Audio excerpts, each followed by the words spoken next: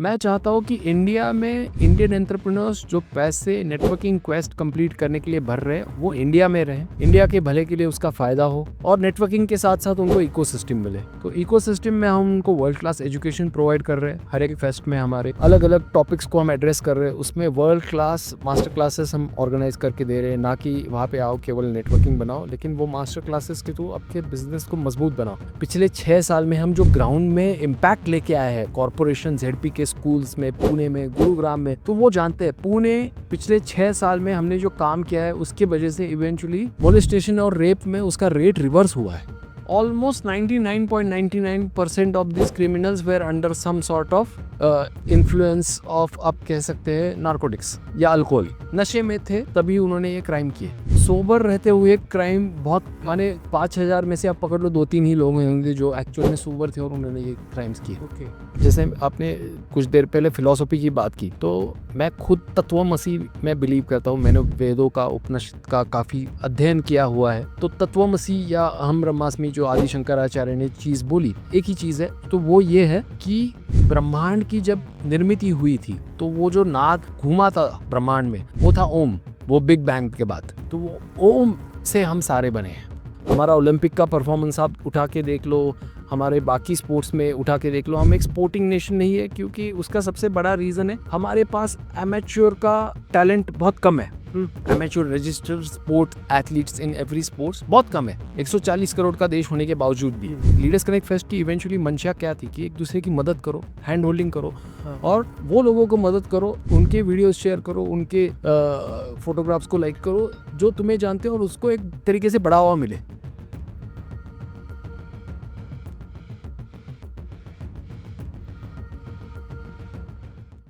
नमस्ते दोस्तों, आज हम बात करेंगे एक ऐसे फाउंडर की जर्नी के बारे में जिन्होंने एजुकेशन, नेटवर्किंग और सोशल पर्पस को कंबाइन करके एक ऐसा प्लेटफॉर्म बनाया जिसका नाम है लीडर्स कनेक्ट फेस्ट। इस पॉडकास्ट में हम उनकी लाइफ जर्नी के बारे में बात करेंगे, उनके एजुकेशन, स्ट्रगल, सक्सेस और सोशल इम्पैक्ट के बारे में बात करने वाले हैं। तो चलिए दोस्तों, उनसे ही जानते हैं उनकी लाइफ के बारे में। आइए, तो बचपन से शुरुआत करते हैं सर आपके। जी बचपन में आप थे कैसे? जी, तो मैं उसका थोड़ा सा आपको विस्तार से जवाब देता हूँ जी। कि मेरे फैमिली के बैकग्राउंड का और जो इंडिया का सोशियो इकोनॉमिक बैकग्राउंड था, जो तब के सिचुएशंस थे, तो उसका मेरे माइंडसेट पे क्या एक तरीके से असर हो रहा था।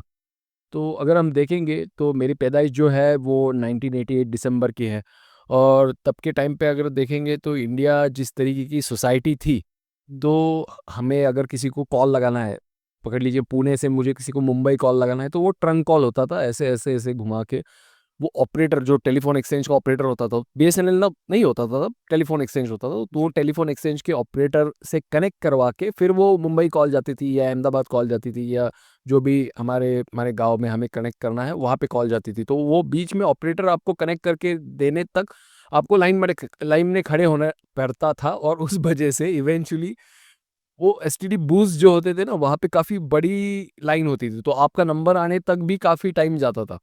अगर आप गैस का सिलेंडर के लिए अप्लाई करते हो तो आपके घर सिलेंडर आने के लिए 3 से 4 महीने लगते थे। तो आराम से लगने थे। आप अगर बिजली के कनेक्शन के लिए अप्लाई करते हो तो 6-6 महीने लगते थे, और सिमिलरली लैंडलाइन के लिए आप अप्लाई करते हो तो 1 साल तक लग जाता था। तो ऐसी सोसाइटी में हमारा बचपन हुआ है जहाँ पे कुछ भी इजीली नहीं मिलता था। अगर आप डेट में वैसा टाइम कोई बिलीव भी कर पाएगा? आज तो डेट में तो अगर हम ऑर्डर करते हैं तो इमीडिएटली 10 मिनट में खाना घर आ जाता है सर। तो टाइम कितना चेंज हो चुका है। Absolutely absolutely. तो हमें, क्योंकि मैं उस जनरेशन से हूँ, तो आज के टाइम की वैल्यू भी काफ़ी है कि कितना प्रिविलेज हम फील कर रहे हैं वो भी समझ आ रहा है।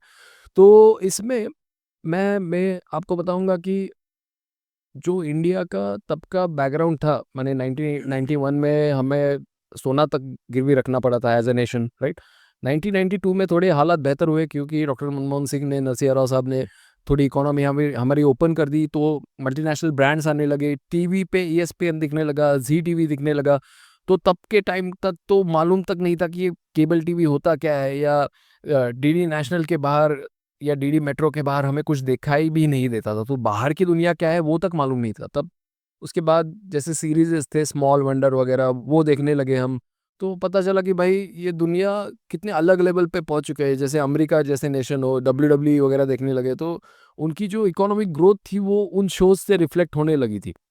उसके बाद इंडिया में मूवीज रिलीज होने लगी। जैसे आप पकड़ लो, मिशन इम्पॉसिबल है या जुरासिक पार्क है, वो वर्ल्ड वाइड रिलीज के साथ साथ इंडिया में रिलीज हो गई थी। तो तब के टाइम पे पता चलने लगा कि भाई हम लोग कोई अलग सोसाइटी में रहते हैं, जहाँ पे ये सोसाइटी काफ़ी अलग है जो वेस्टर्न नेशंस है, और हम लोगों का जो बैकग्राउंड है वो काफ़ी अलग है। तो एक इन्फीरियरिटी कॉम्प्लेक्स बाय डिफ़ॉल्ट हो रहा था मन में कि शायद हम एज अ नेशन या जेनेटिकली हम इतने कैपेबल ही नहीं है कि हम अच्छा जीवन बिता सके। और आपको मैं 2 इम्पैक्ट मेरे लाइफ के बताऊंगा उसमें। एक थे ए.आर. रहमान और दूसरे थे सचिन तेंदुलकर।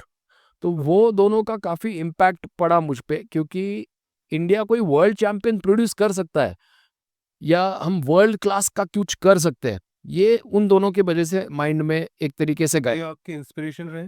बिल्कुल, एक तरीके से आप कह सकते हैं। या मैं तब के टाइम पे तो उनको भगवान ही मानता था। तो सर आपका जो एक्चुअल बैकग्राउंड रहा है सेल्स का रहा है, जी, बिजनेस है जी, और एनजीओ के साथ आपका वर्क है। जी। अब 5 से 6 अगर मैं आपको ऐसे चैनल्स बोलूँ जो फ्री ऑफ कॉस्ट है मार्केट में अवेलेबल, हुँ, जो हुँ। आज की जनरेशन को आप देना चाहें, राइट, जिससे आप भी इंस्पायर्ड हुए होंगे और you right, have also made a learning from that. Right.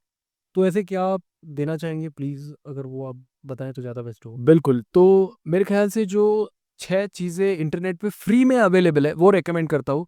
हालाँकि मैं काफ़ी सारे ऑडियो बुक्स वग़ैरह भी पढ़ता हूँ, और ऑडियो बुक्स पढ़ता हूँ बोलना सही नहीं रहेगा, लेकिन सुनता हूँ। लेकिन जो 6 चीज़ें जो फ्री में अवेलेबल है, एक तो पहले इंडियन शार्क टैंक खत्म करो, सीज़न 1 से लेके सीज़न 4 पूरा देखो आप शार्क टैंक। दूसरी चीज़ मैं रिकमेंड करूँगा वो है मिलियन डॉलर लिस्टिंग, इंडिया वाला वर्ज़न पहले देखो। अगर टाइम अलाउ करता है तो फॉरेन वाले भी देखो, लेकिन मिलियन डॉलर लिस्टिंग इंडिया ज़रूर देखो। तीसरी चीज़ मैं बोलूँगा कि जो टिम किन्स का प्लेलिस्ट है, टिम किन्स के जो यूट्यूब चैनल है उसको ज़रूर सब्सक्राइब करो, ठीक है? उसके सारे वीडियोज़ देखो, सारे प्लेलिस्ट ख़त्म करो। द किन्स ग्रूम नाम से वो यूट्यूब चैनल है। चौथा चीज़, ब्रायन ट्रेसी का सारा यूट्यूब चैनल, उसके सारे प्लेलिस्ट देखो। Not only that will make you better sales person, that will make you a better communicator, that will make you a better business owner, better business professional.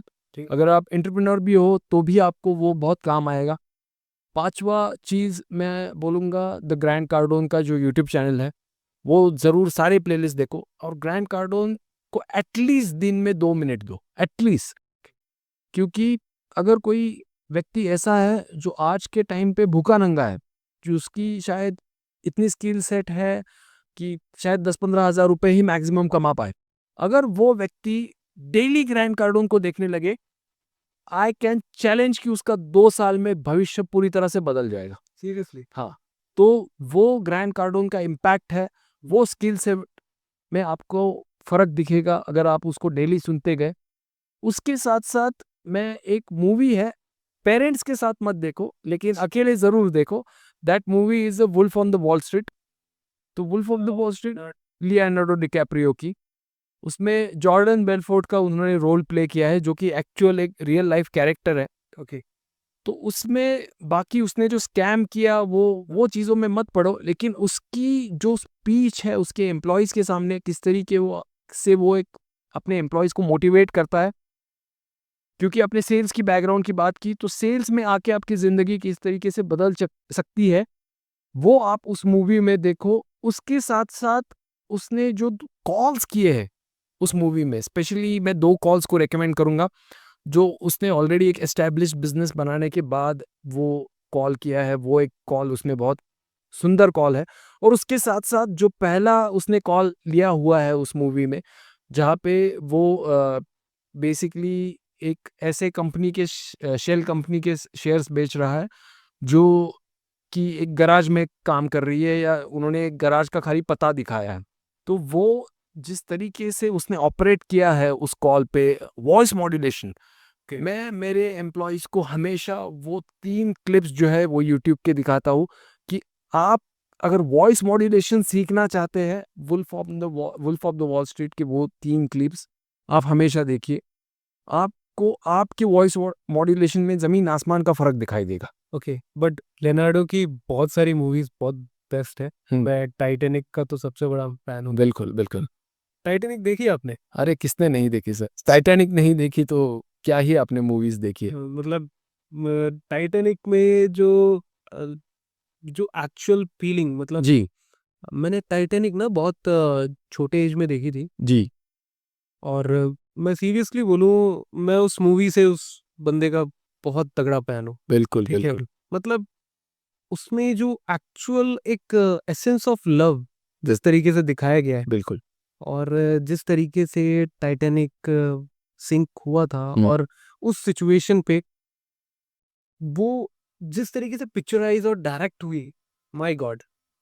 और बहुत ही अपने आप वो सीन की अच्छी बात की कि जब वो ठंड से कपकपा रहा होता है, आप फील करते हो वो चीज़ को कि भाई आप शायद गर्मी में भी वो फिल्म देख रहे हो ना, तो लेकिन आपको लगेगा। लगेगा कि भाई यार ये शायद ठंड, आप फील करते हो उसको। मैं सीरियसली बोलूँ, लेनार्डो की तो मैं अगर देखूं तो मैं उस बंदे का बहुत तगड़ा फैन हूँ, और उसने जिस तरीके से मूवीज निकाली है, और the direction, blood diamond again an amazing. Seriously sir, seriously. ठीक है, बहुत ऐसी मूवीज हैं जो हो सकता है कि फैमिली के साथ ना देख पाए, पर जैसा आपने ये मूवी का, इंसेप्शन। हाँ, इंसेप्शन। इंसेप्शन ऐसी कई मूवी है, नॉट लेनार्डो की। इंसेप्शन तो मैंने कई बार देखी है। राइट हाँ, आप अपनी स्टोरी के अंदर, नॉट स्टोरी, ड्रीम के अंदर जब ड्रीम में एंटर करते हैं, तो राइट। इट इज, मतलब सीरियसली। और ऐसा लोग सोचते हैं, मैं इंडियन बॉलीवुड पे इस बात को करेक्ट करूंगा कि एक्चुअली हॉलीवुड इस तरीके से सोच भी रहा है। राइट। हाँ, मतलब आप और मैं एज अ डायरेक्ट कर रहे हैं, कोई प्रोड्यूसर है, कोई किसी को मिला हुआ है काम, हम्म। एक पर्सन क्या इतना डीप तक सोच पा रहा है? राइट ग्रेविटी देख लीजिए। राइट। ठीक। अभी भी हमारे यहाँ पे लकीली नए नए जो जनरेशन आ रही है, ऋषभ शेट्टी, कांतारा, अगर Kantara let's say traditional Bollywood movie होती तो वहाँ पे आके आपको ये इसका नोरा का या तमन्ना का उसमें आइटम नंबर दिखता। हाँ, मतलब एक राइट। आइटम सॉन्ग आता पक्का, करेक्ट करेक्ट गारंटीड है। करेक्ट। तो वो जो ऋषभ शेट्टी कर रहे हैं मेरे ख्याल से एक अलग तरीके से दिशा मैं बदल रहे वही हैं। बोल रहा हूँ कि इंटेलेक्चुअल मूवीज मार्केट में, बॉलीवुड में थोड़े से कम है। बिल्कुल बिल्कुल। कुछ लोग ट्राई करते हैं, क्योंकि देखिए सब बॉक्स ऑफिस पे नंबर्स। बॉलीवुड में भी अच्छे डायरेक्टर्स हैं, जैसे फॉर एग्जांपल आप ले लो ये इनका आदित्य धर, क्या कल्ट मूवी बनाई उन्होंने, आर्टिकल 370 एंड उरी।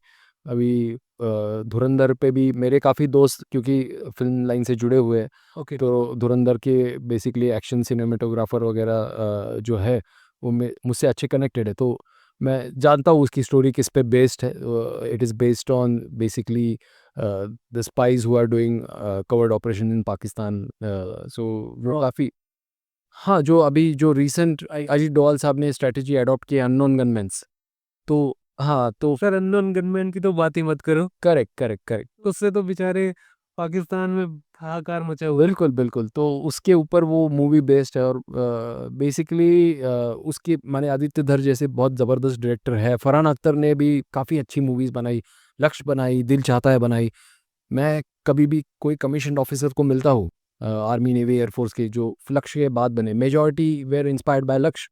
सो बहुत सारे लोगों ने IMA NDA ज्वाइन किया बिकॉज ऑफ लक्ष्य। सो ऐसी मूवीज़ में बनी है बॉलीवुड में जिन्होंने काफ़ी जनरेशन पे इम्पैक्ट डाला। Rock on again Farhan Akhtar movie music industry को रिवोल्यूशनाइज किया उन्होंने, उसके बाद एक तरीके से रॉक कल्चर, रैप कल्चर जो इंडिया में शुरू हुआ रॉक ऑन के वो दिन। एक सबसे बड़ा माइलस्टोन रहा करेक्ट मेरी करेक्ट नज़र करेक्ट में। करेक्ट। तो अगेन हमारे यहाँ पे भी अच्छे मूवी है, लेकिन जैसे आपने कहा बहुत कम है, बहुत कम डायरेक्टर्स आई रिसेंटली। रिस्क नहीं ले पाते सर, ये रिस्क का जो एक फंडा है ना, करेक्ट वो सबसे बड़ा इशू क्रिएट। Correct correct. और दूसरा माने जो कुछ डायरेक्टर्स थे जो पहले काफ़ी सेफ खेलते थे, जो पारिवारिक और एक तरीके से लव स्टोरीज पे ही थे, जैसे करण जौहर साहब हैं हमारे, राज।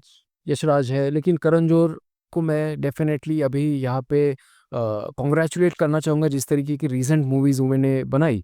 होम बाउंड एंड धड़क 2 जाति व्यवस्था पे एंड रिलीजियस इश्यूज पे जिस तरीके की हार्ड हिटिंग कर रहे हैं वो कि आज की डेट में ऑडियंस को ना बहुत क्लियर मैसेज चाहिए। हाँ वो अब लव एक्शन सीन में अब बिलीव नहीं करते हैं। उनको लव एक्शन से ज्यादा ना आज की डेट में देखिए पूरी बॉलीवुड इंडस्ट्री शिफ्ट हो चुकी है आपके ये सीरीज में, ओटीटीज में आप ओटीटीज में आ चुके हैं।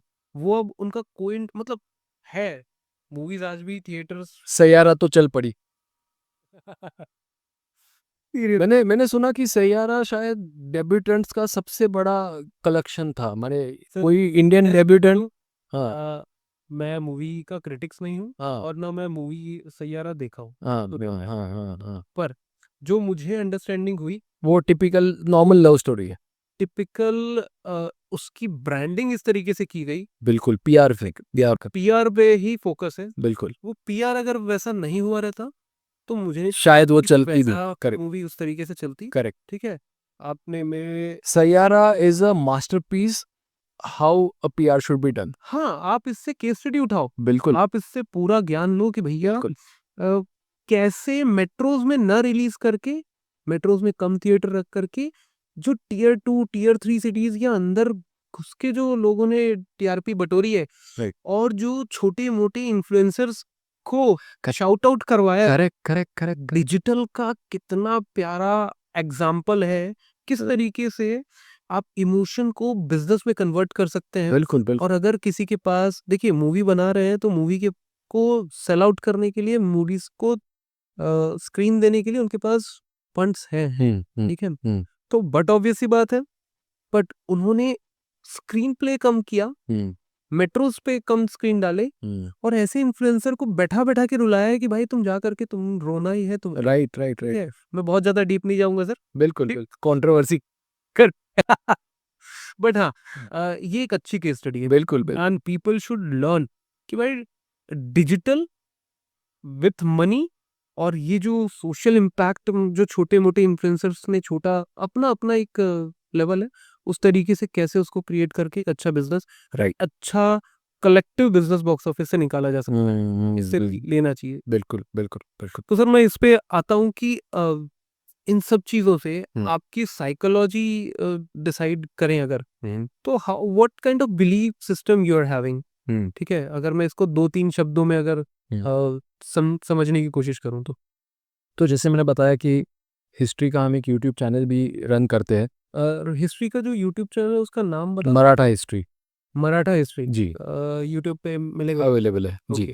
तो क्योंकि मैं हिस्ट्री का रिसर्चर हूँ और काफ़ी मराठा और स्पेशली राजपूतों की हिस्ट्री में रिसर्च करने की लगातार कोशिश जारी रहती है। अच्छा, तो मराठा हिस्ट्री बनाने का मकसद ही यही था कि जो ऑथेंटिक हिस्ट्री है हमारी वो लोगों के सामने आए। उसके साथ साथ हिंदी में हम उसको विरासत नाम से चलाते हैं, इंग्लिश में हिस्टोरियोग्राफी नाम से चलाते हैं। सो सेम कंटेंट है लेकिन 3 अलग अलग लैंग्वेजेस में चलाते हैं। मराठा हिस्ट्री के हमारे फॉलोअर्स काफ़ी ज़्यादा है, राइट। वो जैसे कि मतलब एक मराठा हिस्ट्री नाम का एक चैनल है, वो मराठी हिस्ट्री मराठी चैनल है। वो मराठी चैनल है। हाँ, then historiography is a English channel and historiography is English channel and then Virasat है वो हिंदी चैनल है। कंटेंट सेम ही है लेकिन 3 अलग अलग भाषाओं में आता है। ओके, तो उसके वॉइस ओवर चेंज होते हुए हाँ, हमारे सारा कंटेंट अपलोडेड नहीं है। वो हिस्टोरियोग्राफी में सबसे कम है, विरासत में थोड़ा ज़्यादा है एंड मराठा हिस्ट्री में सबसे ज़्यादा है। अच्छा। तो और बेसिकली ये क्या इसका पर्पस ये है कि ऑथेंटिक मराठा हिस्ट्री लेके आए सामने, क्योंकि politicisation of the Maratha history काफ़ी बड़ी मात्रा में हुआ है।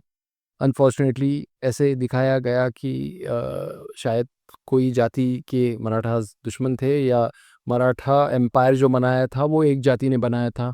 इस तरीके का अलग अलग प्रोपागेंडा अलग अलग पार्टीज रन करते हैं।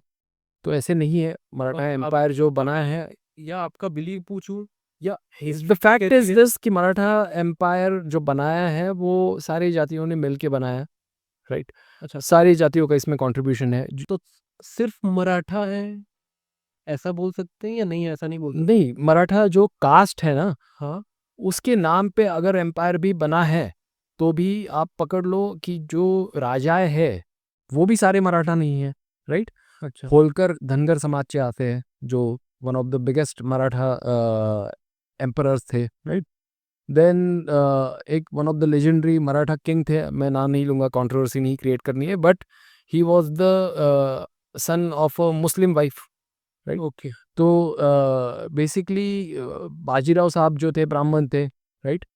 तो अलग अलग मराठा जो एम्पायर के किंग्स थे, रूलर थे, वो बेसिकली अलग अलग क्लैंस से आते थे। सर इसी में एक कंट्रोवर्शियल टॉपिक छेड़ना चाहूँगा। आज के डेट में मैं देखता हूँ कि मुंबई में जो मराठी और हिंदी का जो राइट झगड़ा हो रहा है, राइट राइट ठीक राइट। है। और मेरे ख्याल से पुणे में भी मैंने ये थोड़ा बहुत सुनने में मिलता है।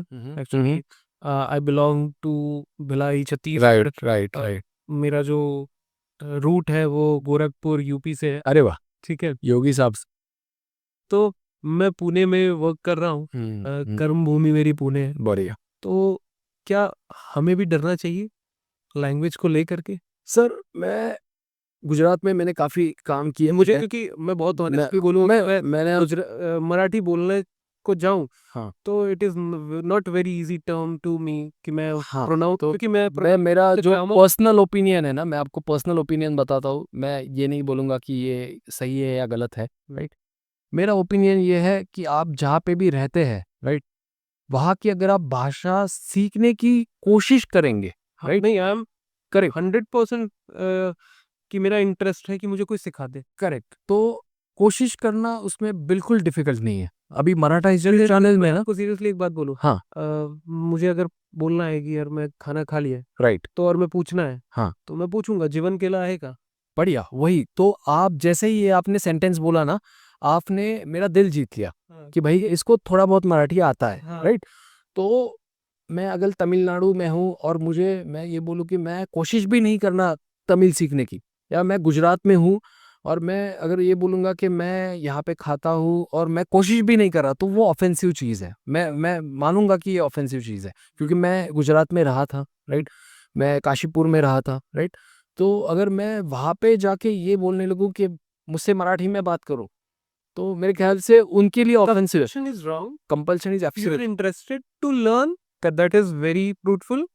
और अगर क्यूरियोसिटी भी रहती है हर व्यक्ति की, भाई अगर आप अलग अलग जगह बिलोंग करते हैं, अलग अलग करेक्ट जगह पे आपका, क्योंकि मैं करेक्ट बेंगलोर में रहा हूँ, करेक्ट मैं थोड़ा बहुत कन्नड़ भी सीखने की कोशिश किया, करेक्ट ठीक है। करेक्ट मैं सेल्स में था, राइट तो मुझे जैसे ही मैं एंट्री करता था किसी बिल्डिंग के अंदर, हम्म, तो आई गॉट अ कॉल कि इन मारती दिया है, करेक्ट। इन तो मारती दिया। जब मैं गुजरात में था, तो उसका तो मतलब मैं मुझे बता दूं सर कि अच्छा क्या करने आए हो, अच्छा अच्छा ठीक है। तो मेरा रिफ्लेक्शन ये था कि कन्नड़ गोतिल्ला। आ वेरी नाइस। गोथिल्ला मतलब मुझे नहीं आता भाई, हाँ इतना आता था कि मुझे नहीं आना ये मैं बोल सकता हूँ, बहुत बढ़िया बहुत ठीक बढ़िया। है। तो फिर बोलते थे क्या करना है भाई, राइट तो वहाँ थोड़ा सा एक कम्युनिकेशन, क्योंकि मैंने एक शब्द बोल दिया कन्नड़ गोतिल, राइट राइट राइट। ठीक है। तो मैं क्योंकि एडमिशन संभालता था सिम्बोसिस के, तो उसके वजह से एंड दूसरे मेरे कुछ कामों की वजह से मैंने काफ़ी टाइम दूसरे स्टेट्स में भी बिताए। वहाँ पे हमारे जो फेस्टिवल्स होते थे या क्लाइंट मीटिंग्स होते थे उसके लिए। तो बेसिकली तब के टाइम पे मैं हरियाणा हो, तो हरियाणा के जगह पे जब मैं विज़िट करता था, लोगों से मिलता था, तो वहाँ पे कल्चर है राम राम बोल के वो ग्रीट करते एक दूसरे को। तो राम राम जी कैसे हो, तो यही गुजरात में थोड़ा अलग कल्चर है, जय श्री कृष्ण बोल के जय श्री कृष्ण। ग्रीटिंग करते।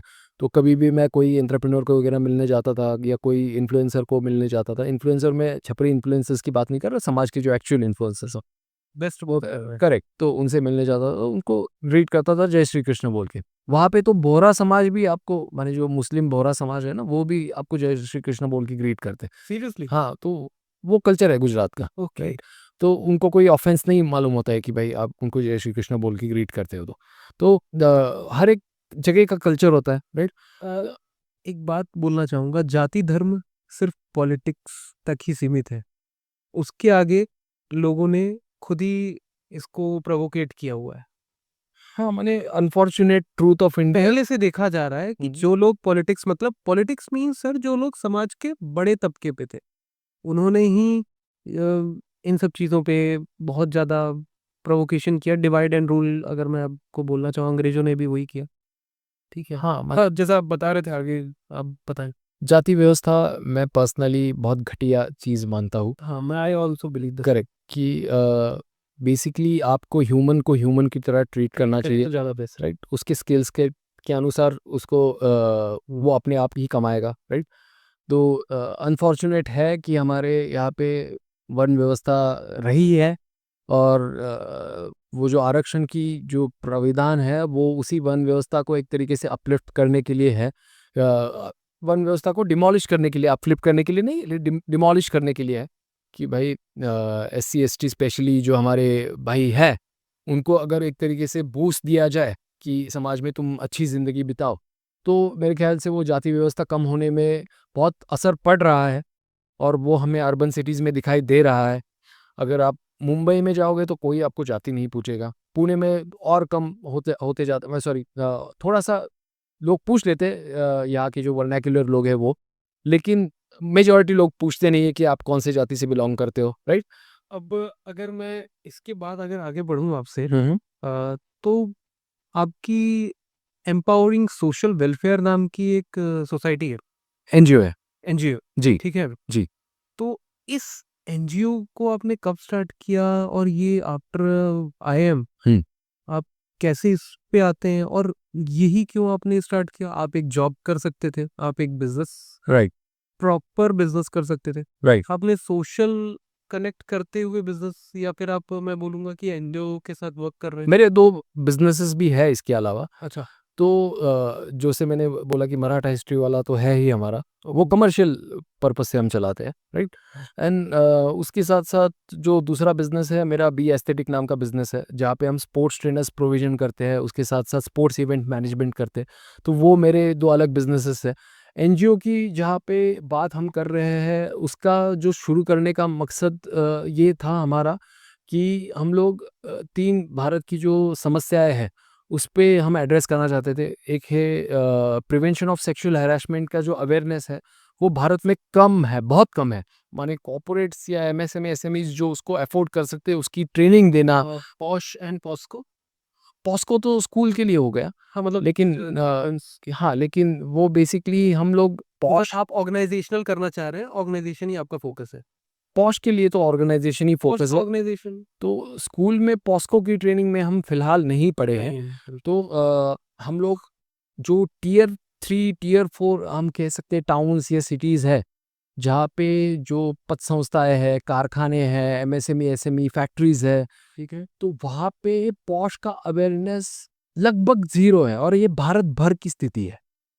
तो अनफॉर्चुनेटली गवर्नमेंट रूल्स है पॉश के लिए, स्ट्रिक्ट रूल्स है, लेकिन क्योंकि उनको पॉश का ट्रेनिंग देना एम्प्लॉइज़ को अफ़ोर्ड नहीं होता, क्योंकि उनको शायद पॉश क्या है वो ही मालूम नहीं है, until and unless some incidents happen, तो वो लोग पॉश की ट्रेनिंग में पढ़ते नहीं है, या कमिटीज़ फॉर्म नहीं करते इंस्टीट्यूट्स में, या बेसिकली लीगली एक तरीके के इकोसिस्टम नहीं बनाते। तो हम लोगों ने सीएसआर फंड्स के थ्रू, गवर्नमेंट ग्रांट्स के थ्रू एंड डोनेशंस के थ्रू पॉश में काम करना शुरू कर दिया, जहाँ पे हम उनकी बाकायदा ट्रेनिंग कराते हैं टॉप लीडरशिप की, एम्प्लॉइज़ की, और एक इकोसिस्टम उन्हें पूरी तरह से पॉश की देते हैं, क्रिएट करके जो बाहर उनको काफ़ी खर्चे पड़ सकते हैं उसके लिए, लेकिन हम लोग ये सारी चीज़ें फ्री में कराते हैं through the government grants, through the CSR and through the donations. And उसके साथ-साथ दो जो दूसरा विंग है हमारा, वो है स्पोर्ट्स का, क्योंकि भारत जो है ट्रेडिशनली हम लोग एक स्पोर्टिंग नेशन नहीं है, ये फैक्ट है। हमारा ओलंपिक का परफॉर्मेंस आप उठा के देख लो, हमारे बाकी स्पोर्ट्स में उठा के देख लो, हम एक स्पोर्टिंग नेशन नहीं है, क्योंकि उसका सबसे बड़ा रीज़न है हमारे पास एमेच्योर का टैलेंट बहुत कम है। Amateur registered sport athletes in every sports बहुत कम है, 140 करोड़ का देश होने के बावजूद भी। क्रिकेट में हम नंबर 1 है दुनिया में, सारे फॉर्मेट में डोमिनेट करते हैं। उसका सबसे बड़ा रीज़न ही ये है कि हमारा एमेच्योर का पुल बहुत बड़ा है, राइट? तो जो निखर के आता है अंतिम स्क्वाड तक, उस 15 तक, वो दुनिया के सबसे बेहतरीन प्लेयर अभी हो रहे हैं, राइट? तो हमारा टैलेंट पूल इतना बड़ा है कि इंडिया ही वर्ल्ड कप में अगर इंडिया बी, इंडिया सी उतार दे, तो शायद हमारे ही 4 देश, हमारी ही 4 टीम सेमीफाइनल में पहुंच जाए, उतना अभी टैलेंट पूल बन चुका है उसका, राइट? तो सबसे बड़ा रीज़न मैंने बताया कि एमेच्योर का स्ट्रक्चर बहुत बड़ा है। तो आप ये दूसरा उसका रीज़न है कि ग्लैमरस टूर्नामेंट्स हो रहे हैं, ठीक है। राइट? तो ग्लैमरस टूर्नामेंट्स की वजह से एक अट्रैक्शन है मन में हर एक बंदे को कि मैं आईपीएल जाके पैसे कमाऊँ और ये ग्लैम अगर मुझे मिल जाए तो मज़ा आ जाता है, राइट? अच्छा। आईपीएल छोड़ दो, आप एमसीए लेवल पे देखो, राइट? माने महाराष्ट्र क्रिकेट एसोसिएशन में महाराष्ट्र क्रिकेट लीग हो रही है, जो कि अपने आप बहुत ग्लैमरस लीग है, बहुत बड़ा पैसा आ रहा है उसमें, राइट? उसके साथ-साथ अगर हम दूसरे स्पोर्ट्स को कंपेयर करें, तो ओलंपिक में अभी हॉकी का रिवाइवल हो चुका है उसी वजह से क्योंकि हॉकी में लीग्स आ गए वापस से। जैसे फुटबॉल। फुटबॉल में आईएसएल का रिजल्ट हमें अभी तक उतना फ्रूटफुल नहीं मिला है और उसका एक तरीके से हम कह सकते हैं कि हम प्रॉब्लम वही है कि एमेच्योर का पूल काफ़ी छोटा है। जितने फुटबॉलर्स हमारे देश में होने चाहिए उतने हैं नहीं। ये अनफॉर्चुनेट ट्रूथ है। और अगर मैं थर्ड विंग बोलूँ आपका, तो third wing third wing is our education wing. तो हम लोग बेसिकली स्कूल्स के साथ, कॉलेजेस के साथ काम कर रहे हैं, जहाँ पे स्पेसिफिकली हम फोकस कर रहे हैं अंडर प्रिविलेज स्कूल्स और अंडर प्रिविलेज कॉलेजेस में, जहाँ पे उनको स्किल सेट दिए जाए कॉलेजेस को कि वो एम्प्लॉयबल बने। उनके माइंडसेट में हम शिफ्ट कर रहे हैं कि जहाँ पे उनमें भूख पैदा हो, उनमें फोकस पैदा हो, ये कॉलेजेस के लिए काम कर रहे हैं और स्कूल्स के लिए हम काम कर रहे हैं, उनके वीकली बेसिस पे अंडर प्रिविलेज बच्चों के टेस्ट हो। अच्छा, मतलब देखा जाए तो एक स्पोर्ट्स पकड़ लिया आपने, राइट। दूसरा पकड़ लिया आपने एजुकेशन, हम्म। और तीसरा आपने prevention of sexual harassment, sexual. और ये तीनों चीज़ें जो है इंटरलिंक्ड है। मैं अच्छा, आपको तो आप इस एनजीओ के साथ अब यही वर्क कर रहे हैं। बिल्कुल, बिल्कुल। ठीक। एजुकेशन के विंग के अंतर्गत हमने रिसेंटली एक प्लेटफ़ॉर्म भी शुरू किया जिसका नाम है लीडर्स कनेक्ट फेस्ट। उसके बारे में मैं बहुत बात करना चाहूँगा ये पॉडकास्ट पे, क्योंकि लीडर्स कनेक्ट फेस्ट आज पुणे का fastest growing networking platform already बन चुका है, राइट? अच्छा, ये नेटवर्किंग प्लेटफॉर्म है जी, आपका। नेटवर्किंग प्लेटफ़ॉर्म और एक इकोसिस्टम है। ओके। तो बाकी सारे नेटवर्किंग प्लेटफ़ॉर्म की अगर हम बात करेंगे आज भारत के, तो भारत का सबसे बड़ा जो नेटवर्किंग प्लेटफ़ॉर्म है, वो भारत का है ही नहीं, वो अमेरिकन नेटवर्किंग प्लेटफ़ॉर्म है। ये क्या भारतीयों को मालूम है? माने शायद भारतीय इसके बारे में कितना जो लोग सोचते, जॉइन होंगे उस अमेरिकन नेटवर्क प्लेटफॉर्म पे। राइट? तो उसमें से भी बहुत सारे लोग स्टार्टिंग लेवल पे तो उसके बारे में सोचते नहीं है, राइट? हाँ, सही बात है। किसको क्या करना है? सब तो अपने बिज़नेस के फ्रूटफुल होने के लिए वेट करते हैं कि करेक्ट, क्या मैं इस ऑर्गनाइज़ेशन को जॉइन करूँ? और करेक्ट। एक I think 50-60,000 rupees plus GST, plus GST उसका चार्ज प्लस है ना? आपको एवरी। हर हफ्ते का वेन्यू चार्ज देना पड़ता है। तो टोटल साल भर का कितना 2 खर्चा आ से जाता सवा 2 लाख का रुपए का अमूमन खर्चा होता है। क्योंकि वेन्यू चार्जेस के अलावा उसके ट्रेनिंग सेमिनार्स होते हैं, उसमें आपको 20-25 हज़ार रुपए हर बार डालने मतलब पड़ते हैं। मैं 2 लाख रुपए 2 से सवा 2 लाख रुपए सवा का 2 लाख आपको, रुपए दिया, हाँ, और आपकी उस अमेरिकन, क्या बोलते हैं? Networking platform. अब भारत में भी कहा जा रहा है कि हर चीज़ स्वदेशी उपयोग करो। वैसे बिल्कुल, कंपनी गवर्नमेंट का ही ये मैसेज है अभी। सलाह। और I would really thank our prime minister कि वो बहुत अच्छे से प्रमोट कर रहे हैं स्वदेशी को। गवर्नमेंट की तरफ ज़ोहो से का कितना चल रहा है वो तो आप ही जानते हो। अश्विनी वैष्णव साहब ने हाँ, ज़ोहो प्रेजेंटेशन दिया, प्रेज़ेंटेशन दिया ज़ोहो और पे। ज़ोहो शो के नाम से उन्होंने लॉन्च किया हुआ है। बिल्कुल, बिल्कुल है। सो अगर ये मिनिस्ट्री के तौर पे अगर इनिशिएशन दिख रहा है हमें कि भारतीय प्रेज़ेंटेशन मॉडल एक यूज़ किया जाए या भारतीय एक तरीके से स्टार्टअप्स को एक तरीके से बूस्ट किया जाए, तो मेरे ख़्याल से ये बहुत अच्छा इनिशिएटिव है फ्रॉम द गवर्नमेंट साइड। नहीं, आई आल्सो टोटली 100% बिलीव हुँ, हुँ। कि भारत में भी हमारे ऐसी-ऐसी कंपनीज़ हैं। राइट, हमें डिपेंडेंट नहीं होना है अमेरिकन कंपनीज़ के लिए, जैसे H1B1 वीज़ा के लिए जो इश्यू हो करेक्ट, गया। और करेक्ट, अब ऑब्वियस सी बात है, अगर हमारे पास परचेज़िंग पावर है, राइट, क्रिएशन एबिलिटी है, right, why don't we create in India only ना? राइट। हम बाहर जाकर के अपना रिसोर्स हम बाहर दे रहे हैं ना। बिल्कुल, बिल्कुल। कोशिश करें कि हम यहाँ पर वो चीज़ों को क्रिएट करें। It right. Is very fruitful for us. Hmm, hmm, hmm. और अ, आप कह सकते हैं ना कि अगर हमने, जैसे मैं एग्जांपल लेता हूँ डोनाल्ड ट्रम्प को, हुँ, हुँ। वो पर्सन जैसा भी हो, हुँ, हुँ। उसने एक बात बोली कि अमेरिका फर्स्ट। हुँ, हुँ। तो why don't we people also say कि भाई इंडिया फर्स्ट। अभी गवर्नमेंट कर रही है उस पे काम और सर, गवर्नमेंट खुले से बोल रही है। मैं सीरियसली बोलूँगा हाँ, हाँ। कि गवर्नमेंट के बोलने से ये चीज़ें नहीं होने वाली हैं।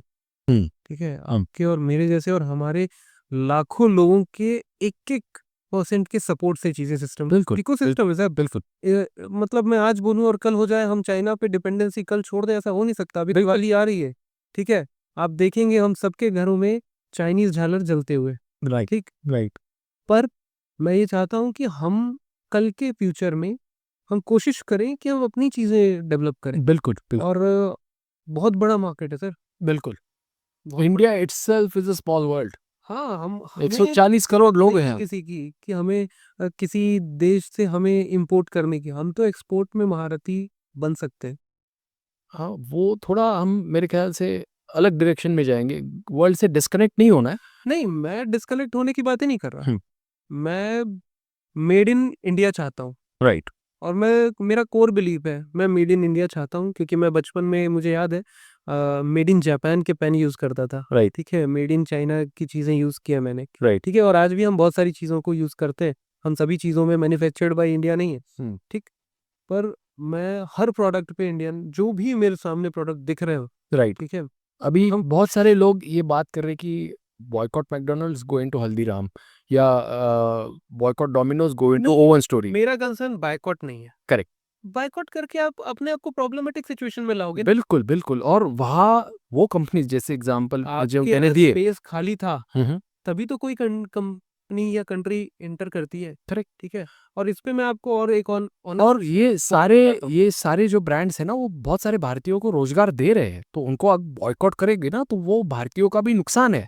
हाँ, तो आप प्रेफर ये करो कि जिस भारतीय, माने प्रधानमंत्री साहब ने भी वही चीज कही कि जो ब्रांड भारतीयों के श्रम से बन रहा है, उस ब्रांड को प्रेफरेंस दो. आइडियली यही रहेगा कि भारतीय ब्रांड को प्रेफरेंस दो. सर एक बात बोलूं, हम्म. कई बार गवर्नमेंट में जो पॉलिसी मेकर्स होते हैं, वो चीज़ें बना देते हैं, कुछ गलतियों की वजह से चीज़ें बिगड़ती भी हैं। मैं आपको रीसेंट केस बताता हूँ। जियो पे, जियो जब लॉन्च हुआ, तो जियो के साथ देखा जाए तो जियो ने हमें एक ऐसी आदत लगा दी, जो हमें फ्री ऑफ कॉस्ट में इंटरनेट इतनी बुरी तरीके से मिलने लगा। राइट. हम इतना यूज्ड टू हो गए, 1 से 1.5 जीबी हम पर डे कंज्यूम, जो हमारी आदत कभी थी ही नहीं 2016 के पहले। ठीक है, 14 के पहले. हाँ हाँ. मैं तो 16 के पहले ज़्यादा फोकस करता हूँ, क्योंकि जियो जियो आ गया. फॉर्मेशन राइट बहुत बुरी तरीके से हुआ। राइट. हमने जो 6-6 महीने के लिए हमको फ्री ऑफ कॉस्ट इंटरनेट मिला, हमने जिस तरीके से कंज्यूम किया डेटा, वो कभी वैसा मैं अपनी लाइफ में मैंने नहीं देखा, राइट. कभी था भी नहीं। सर अभी 5G की आदत लगा रहे हैं हमें.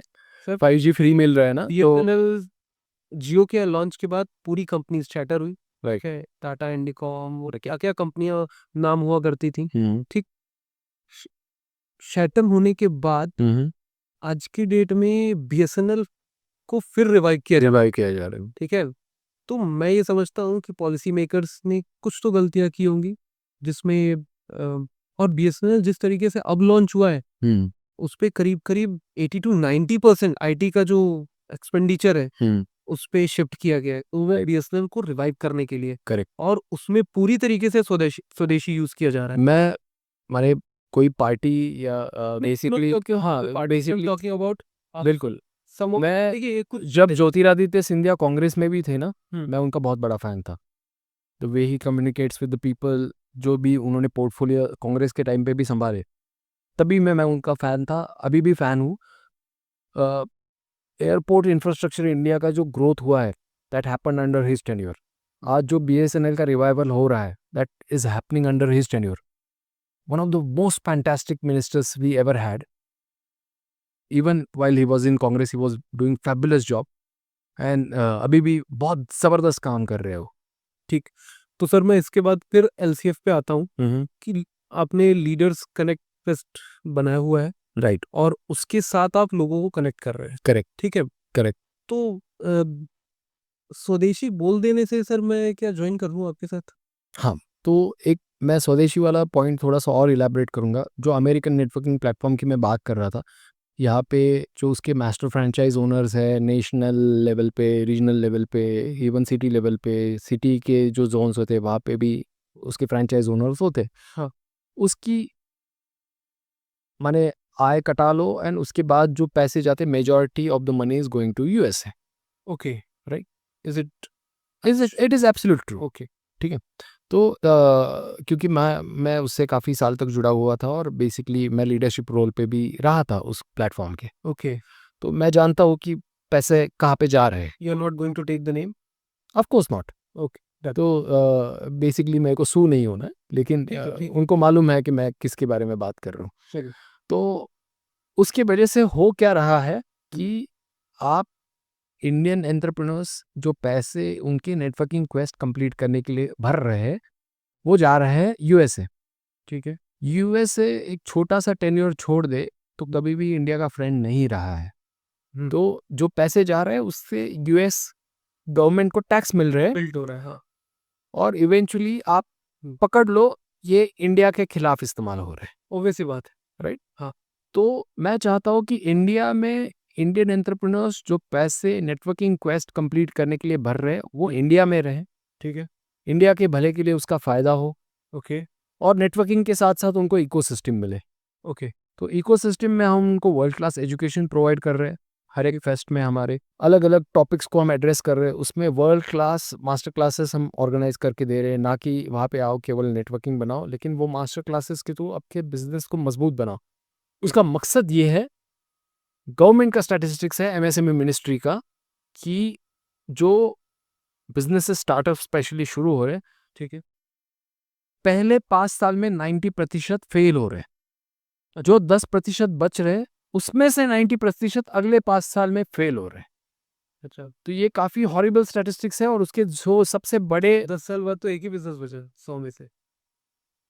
हाँ, ऐसे नहीं है, वो आप पकड़ लो कि 100 में नए भी जॉइन कर रहे हैं, तो हाँ, वो कुछ क्वांट एक परसेंटेज आ जाता है, बट करेक्ट, बहुत नंबर ऑफ चंक है कि फेलियर ज़्यादा है। Correct, correct. तो बेसिकली और ये फेलियर का चांसेस, जैसे आपके पास तो ये लीडर्स करेक्ट फेस्ट का एक ऑर्गेनाइजेशन है, करेक्ट, जो इसको मॉनिटर करता है, इस पे लोगों को एनरोल करा रहा है, हर राइट, चीज़ कर रहा है उनके लिए, बेस्ट ऑफ द बेस्ट काम कर रहा है। करेक्ट। तो हम एक पूरी इकोसिस्टम लेके आ रहे हैं। अच्छा, तो हम लोग उनको वेंचर कैपिटलिस्ट के थ्रू उनको फंडिंग की अगर ज़िम्मेदारी है, फंडिंग के पहले एक्सेलरेशन की ज़िम्मेदारी है, तो मतलब आप फंडिंग में हेल्प करते हैं लोगों की? एक्सेलरेशन में भी हेल्प करते हैं। क्या बात! उसके साथ-साथ हम लोग हेल्प कर रहे हैं उनको गवर्नमेंट पॉलिसी मेकर्स के साथ कनेक्ट करके देने में। तो पॉलिसी मेकर्स। हाँ, तो आईएएस हो, आईपीएस हो, आईबीएस हो, आईएफएस हो, इंडियन आर्मी हो, इंडियन नेवी हो, Indian let's say air force हो, तो उसके सारे बहुत सारे प्रोविजंस हैं जो हमारे एमएसएमई, एसएमईज़ को हेल्प कर सकते हैं, लेकिन एमएसएमई, एसएमईज़ में उसके लिए अवेयरनेस ही नहीं ये है। आईएएस आईपीएस रिटायर्ड है या फिर रिटायर्ड भी है, वेतन? लेकिन ऑनगोइंग भी है, वो सारे हमारे साथ अभी जुड़े हुए हैं, राइट? बहुत सारे। तो ये लोग आपको टाइम दे पाते हैं सर आपके ऑर्गेनाइजेशन? वो इसीलिए देते हैं क्योंकि उन्हें मालूम है एम्पावरिंग सोशल वेलफेयर के थ्रू पिछले 6 साल में हम जो ग्राउंड में इम्पैक्ट लेके आए हैं कॉरपोरेशन जेडपी के स्कूल्स में, पुणे में, गुरुग्राम में, तो वो जानते हैं पुणे पिछले 6 साल में हमने जो काम किया है उसकी वजह से इवेंचुअली मोलेस्टेशन और रेप में उसका रेट रिवर्स हुआ है। तो रिवर्स हुआ? हाँ, we are the only city, one of the only cities in India जहाँ पे मोलेस्टेशन और रेप का रेट रिवर्स चल रहा है, पुणे में? पुणे। सीरियसली? एंड ये मैं कोई मनगढ़ंत आपको बात नहीं बता रहा, नेशनल क्राइम रिकॉर्ड ब्यूरो का जो स्टैटिस्टिक्स है, उसका मैं स्टैटिस्टिक्स आपको दिखा रहा हूँ कि एनसीआरबी की रिपोर्ट के एनसीआरबी के रिपोर्ट के बेसिस पे आपको बता रहा हूँ कि पुणे में मोलेस्टेशन एंड रेप का रेट रिवर्स चल रहा है और we are the only city on the and we are the only district in the entire planet बोल सकते हैं हम। सीरियसली? हाँ, तो तो इसमें आपने ऐसा मतलब molestation and rape is totally different thing, और आप उसको कैसे? हम लोगों ने झुग्गी-झोपड़ियों में और कॉर्पोरेशन जेडपी के स्कूल्स 2019 से लेके 2021 तक हमने बेसिकली ये काम जब शुरू किया, उसके पहले लगभग भारत के 5000 जेलों में जो कैदी बंद थे, मोलेस्टर्स और रेपिस्ट, हाँ, मैं आपको एग्ज़ाम्पल दे दूँ, तिहाड़, देन कदंबा, जो कोल्हापुर का बड़ा जेल है, देन यरौड़ा पुणे का एंड तलोजा जो मुंबई का जेल है। वहाँ पे हमने इन कैदियों से बाकायदा क्वेश्चनायर पूछे कि क्यों ये लोग इस तरीके का क्राइम करते हैं। हमने ये अच्छा, डीप मतलब डाइव करके जानने की कोशिश की कि मार्केट क्या रिसर्च हाँ, आपने मतलब मार्केट रिसर्च नहीं बोल सकते कि समस्या का रिसर्च किया कि हाँ, मतलब इन्होंने क्यों किया। ये तो क्यों किया? कुछ इंटरेस्टिंग चीज़ें मैं आपको बताता हूँ कि majority of those guys are we are not doing those crimes for the sexual pleasures. तो सेक्शुअल प्लेजर एक तरीके से दूसरी वहाँ पे पॉइंट थी, लेकिन सबसे बड़ा रीज़न था इनको सैडिस्टिक प्लेजर चाहिए था।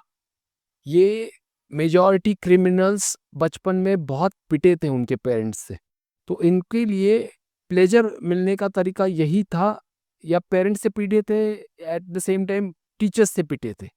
तो उनके लिए प्लेजर की डेफिनेशन यही थी कि किसी को बहुत पनिश करो तब प्लेजर मिलता है। अच्छा। तो एक सैडिस्टिक प्लेजर उनमें बहुत ही बड़ी मात्रा में दिखा। 99% of this criminals were watching horror movies and बहुत बड़े हॉरर मूवीज के फैन है। पोर्नोग्राफी के साथ साथ उतने ही क्वांटिटी में हॉरर मूवीज देखते हैं। तो एक आध बार कभी देख लिया तो ठीक है, लेकिन ये तो माने एडिक्ट थे हॉरर मूवीज की, क्योंकि उनको सैडिस्टिक प्लेजर आता था।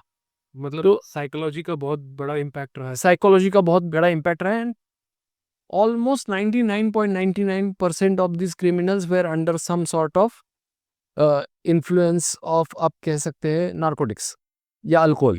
तो नशे में थे तभी उन्होंने ये क्राइम किए। अच्छा। सोबर रहते हुए क्राइम बहुत, माने 5,000 में से आप पकड़ लो 2-3 ही लोग होंगे जो एक्चुअल में सोबर थे और उन्होंने ये क्राइम्स किए। ओके। तो ये मेजॉरिटी नशे में ही थे। तो और नशे भी अलग अलग तरीके के, व्हाइटनर भी लगाते हैं सिगरेट पे, व्हाइटनर लगा के सिगरेट फूकते हैं। अल्कोहल तो है ही, उसके साथ साथ ये अलग अलग ओपियम हो गया, या अलग अलग नशे, ऐसे ऐसे नशे जो हमने कभी इमेजिन भी नहीं किए थे। तो वो नशे भी करके उन्होंने ये क्राइम किए थे। तो हमने रूट कॉज पे काम करना शुरू कर दिया कि भाई बच्चियों को हम सेल्फ डिफेंस की ट्रेनिंग देना हमने शुरू कर दिया। अच्छा। इसी महिलाओं NGO के थ्रू। हाँ, महिलाओं को ट्रेनिंग देना शुरू कर दिया। उसके साथ साथ हमने ये काम करना शुरू कर दिया कि लड़कों को 2021 से, क्योंकि हमें ये रियलाइज़ हुआ कि भाई ये लड़कियां तो क्राइम करती नहीं है, लड़कियां मॉलेस्टेशन या रेप या अबडक्शन इसमें है नहीं, तो लड़के हैं। ठीक है। तो लड़कों को अगर ट्रेनिंग दिया जाए इस चीज़ का, तो उनमें थोड़ा बदलाव आ जाएगा कि भाई लड़कियों की तरफ देखना किस तरीके नज़रिए से है, या आपको फीमेल कलीग्स को किस तरीके से देखना चाहिए।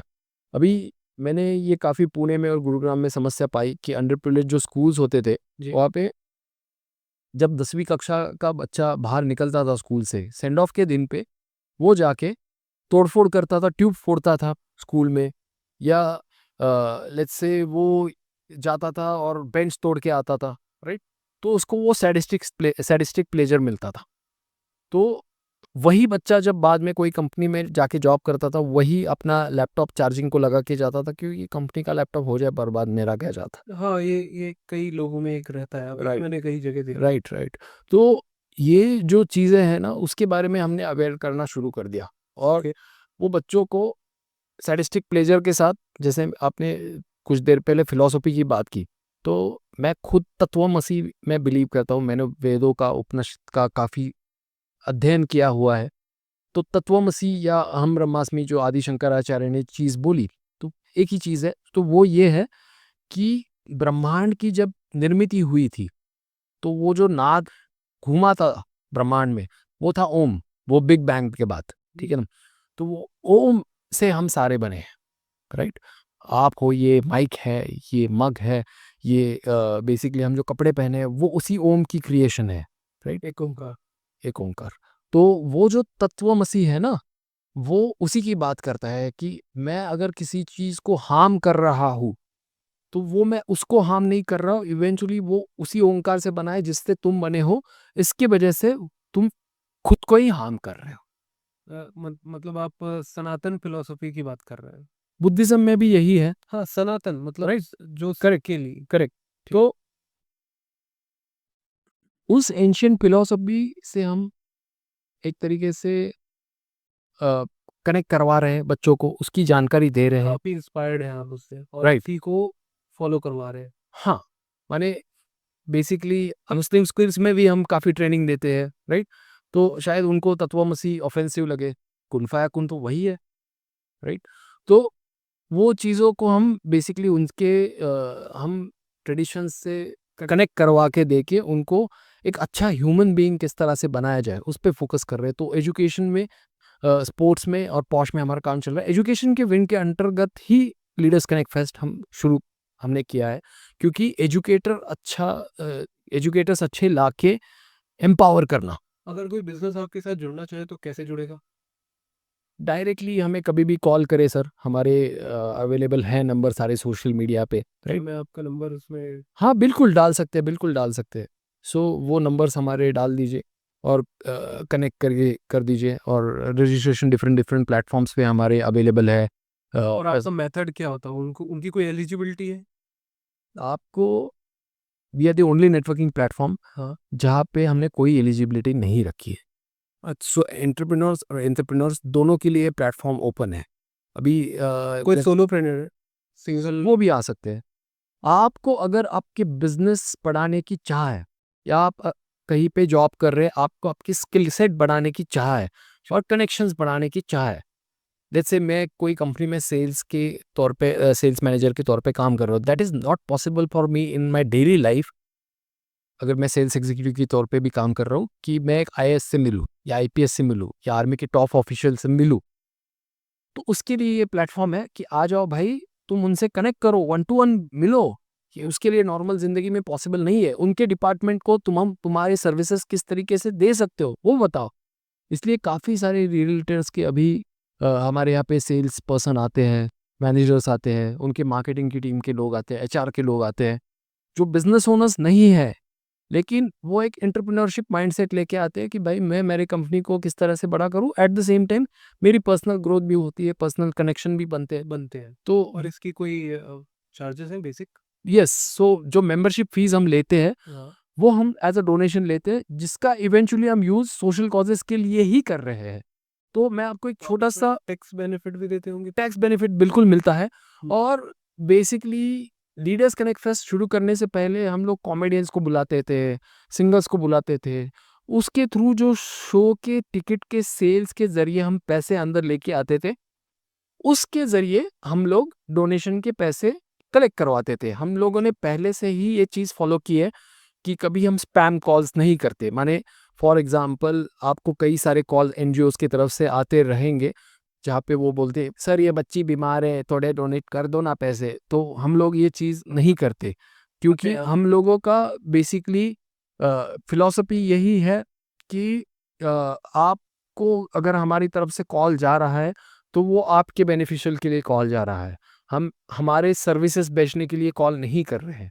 तो इवेंचुअली आपको जो भी एज अ बिजनेस ओनर यहाँ पे फ़ायदा मिल रहा है, या एज अ लेट्स से एक तरीके से वर्किंग प्रोफेशनल फ़ायदा मिल रहा है, तो उसके लिए हमसे जुड़ जाओ। हमारे फ़ायदे के लिए मत जुड़ो। हम एक इकोसिस्टम दे रहे हैं। We are the only networking platform on the entire planet who is giving 10x return on investment warranty to all the members. 10x return? Yes. So अभी फ़िलहाल हमारा जो कॉस्टिंग है, जब मैं आपसे बात कर रहा हूँ, ये 18 अक्टूबर तक वही कॉस्टिंग रहने वाला है। वो है 12,000 rupees for the membership of yearly. उसके बाद हम कोई एक्स्ट्रा वेन्यू चार्जेस नहीं लेते हैं। नेक्स्ट ईयर तो लेंगे? नहीं, नहीं, एक्स्ट्रा वेन्यू चार्जेस नहीं लेते, वो बात कर रहा हूँ मैं। नहीं नहीं, जैसे मान लीजिए मैं 12,000 दिया, हाँ, हाँ। इस साल ज्वाइन कर लिया, तो 12 आप इवेंट अटेंड कर सकते हैं। 26 तक तो रहूंगा, एब्सोल्युटली और करेक्ट। 26 के बाद फिर मैं फिर रिन्यूअल कराऊंगा रिन्यूअल कराएँगे आप। सेम 12,000 के साथ, या नहीं, अब कोई? ऑब्वियसली हम 18 तारीख से ही उसको बढ़ा रहे हैं। अच्छा। We are making the fees 32,000। उसमें और बेनिफिट्स भी हम लेके आ रहे हैं। वो काफ़ी सारे बेनिफिट्स हैं। तो basically once people connect with us, they will get to know about those मतलब देन। ये 18 अक्टूबर, हाँ, तो बहुत कम टाइम है लोगों के पास। राइट।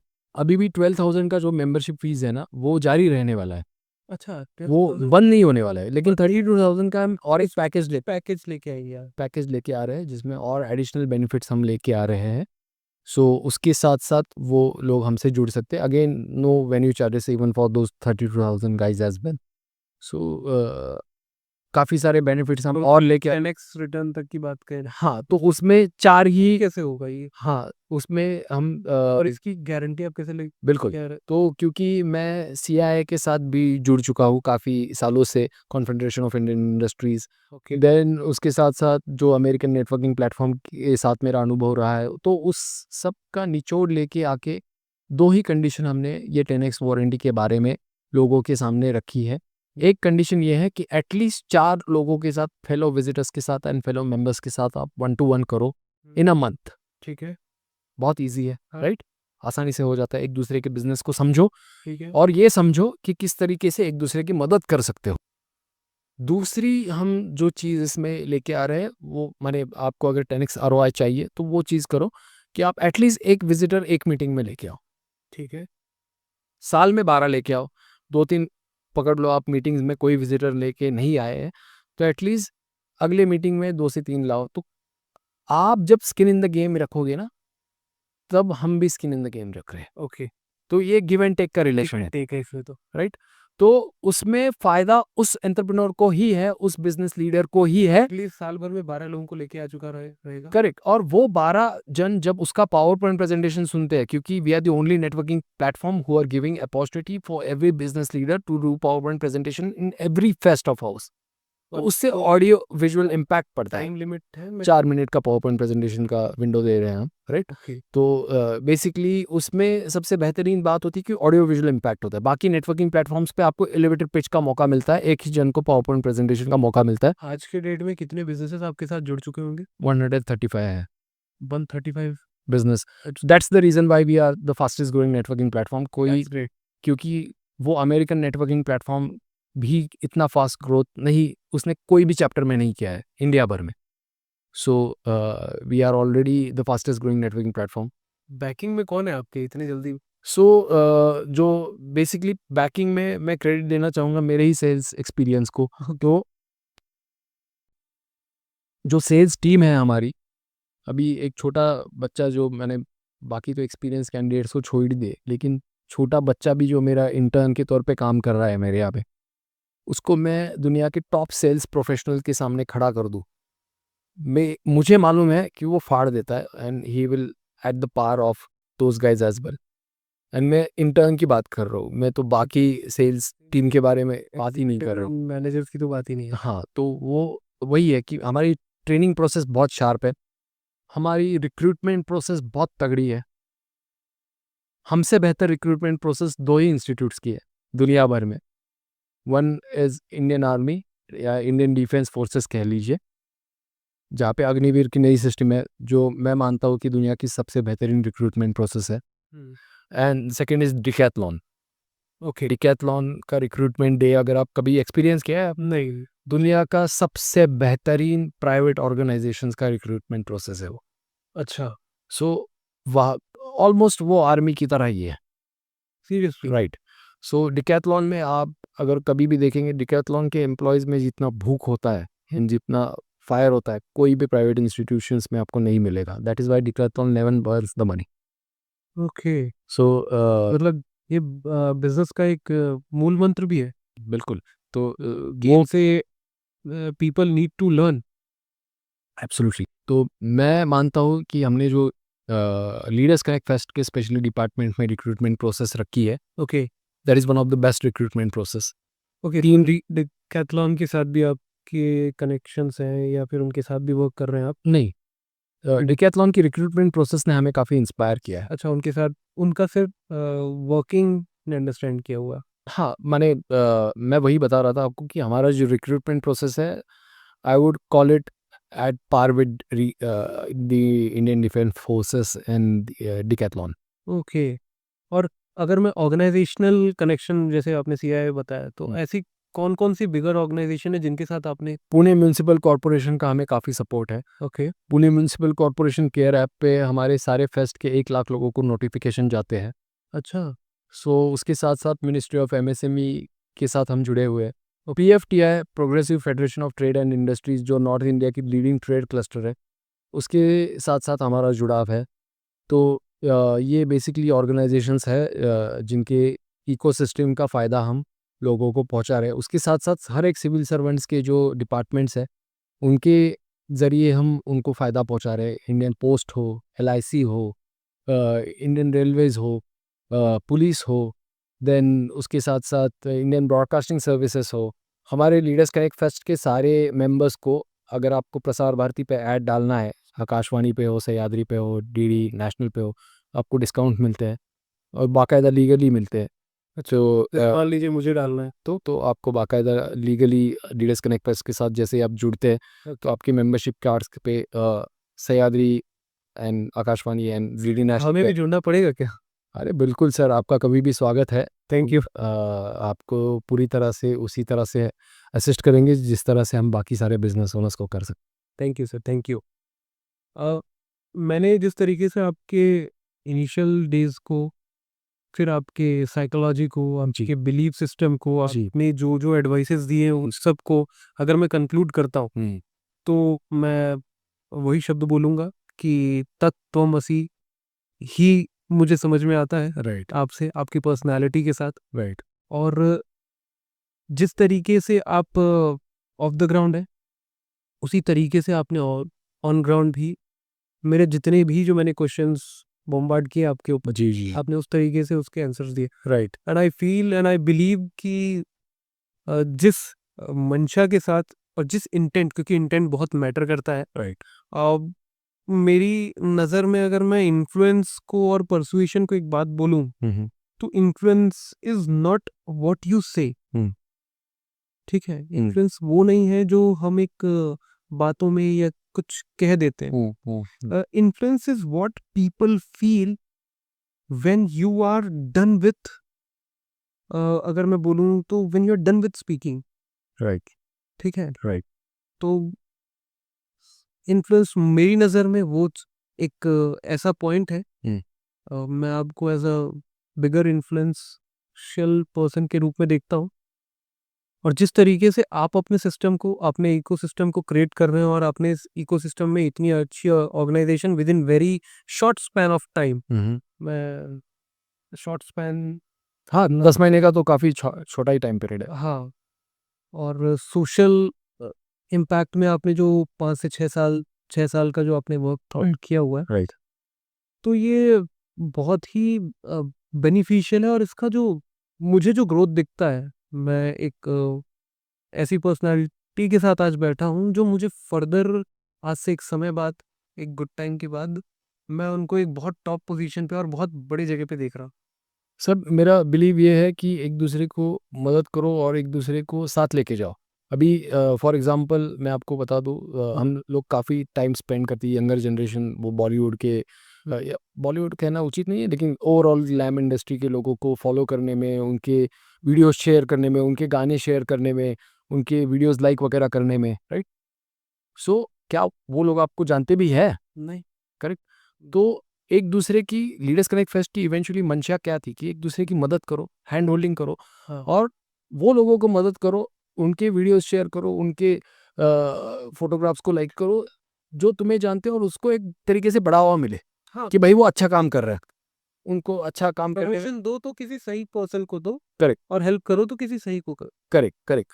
सो बेसिकली अपने दोस्तों यारों में अगर ये इस तरीके से बॉन्डिंग बनाया जाए, मैं हमेशा सिंधी सोसाइटी की एग्जांपल देता हूँ कि सिंधी कम्युनिटी जो है वो पाकिस्तान से जब निकली थी, हाँ, तो बहुत लोग जख्मी थे और बहुत लोग उनके करोड़ों की जायदाद थी, क्योंकि पाकिस्तान में भी वो सोसाइटी काफ़ी रिच थी। हाँ, तो बेसिकली उनको जब वहाँ से, पाकिस्तान कहना उचित नहीं है, नॉर्थ वेस्टर्न इंडिया तब के टाइम का, तो जब वहाँ उन लोगों को वहाँ से निकाला गया, राइट, बहुत कम पैसे लेके या पैसे भी ना लेके वो लोग आए इंडिया में, राइट। आज सिंधी कम्युनिटी इंडिया की सबसे स्ट्रॉन्ग वेल्दी कम्युनिटी है, हाँ, राइट। सिंधी, जैन, मर, सब। जैन मारवाड़ियों ने सिंधियों का मॉडल कॉपी किया। उन्होंने रियलाइज किया कि सिंधी कर क्या रहे हैं एक 10-20 साल के ड्यूरेशन में ही। 47 से लेके 67 तक लगभग सिंधीज सारे डोमिनेट कर रहे थे मार्केट को। क्यों कर रहे थे? बिकॉज अगर आप देखेंगे कोई भी सिंधी नॉन सिंधी से खरीदारी नहीं करता। अगर उनकी शादी के कपड़े लेने हैं वो सिंधी से ही लेगा। सीरियसली, हाँ, वो अगर बर्तन खरीदने हैं सिंधी से ही लेगा, आइसक्रीम खाना है सिंधी से ही खाएगा। ये तो सीखना चाहिए। हाँ, तो हम लोगों ने जब एलसीएफ बनाने की मुहिम शुरू की तो सिंधियों का ही मॉडल कॉपी किया। जैन इंटरनेशनल ट्रेड ऑर्गेनाइजेशन ने, जीतो बोलते हैं उसको, सिंधियों का ही मॉडल कॉपी किया पारसियों ने, सिंधियों का ही मॉडल कॉपी किया बाद में मारवाड़ियों ने, राइट। तो इन लोगों को समझ आया कि ये सिंधी कर क्या रहे हैं, ये तो माने भुक्के नंगे आए थे पाकिस्तान से और ये इतने वेल्दी कैसे बन रहे हैं। हाँ, मतलब एक तो सबसे बड़ा इन्होंने क्या किया कि अपनी ही सोसाइटी को अपलिफ्ट करने के लिए, अगर मान लीजिए हम 2-4 लोग हैं, एक पर्सन के पास थोड़ी वेल्थ नहीं है, करेक्ट, तो हम वो 2-3 लोग मिल करके उनकी हेल्प कर देते हैं। करेक्ट। ठीक है? तो सिंधियों का मॉडल हम लोग भी कॉपी कर रहे हैं, लेकिन हम इसको कास्टलेस, रिलीजनलेस एंड लैंग्वेजलेस बना रहे हैं। अच्छा, कोई भी आएगा, मैं नॉर्थ का हूँ, मैं भी अगर बिल्कुल, क्योंकि हम लोग इसीलिए शो पूरा हिंदी में कंडक्ट करते हैं, क्योंकि कोई लैंग्वेज बैरियर किसी को नहीं। महसूस ना हो, राइट? ठीक। हमारे पास ऐसे काफ़ी एंटरप्रेन्योर आते हैं जिनको शायद इंग्लिश बोलने में परेशानी है, अच्छा, तो वो आके वहाँ पे कंफर्टेबल महसूस करते हैं। that's हम काफ़ी सारे एंटरप्रेन्योर्स को जानते हैं जो हिंदी एंटरप्रेन्योर्स थे, बाकी नेटवर्किंग प्लेटफॉर्म्स पे थे, जो लोकल नेटवर्किंग प्लेटफॉर्म्स है, जहाँ पे क्योंकि वो मराठी नहीं बोलते थे, उनको एक तरीके से एलियन के रूप में ट्रीट किया जाता था।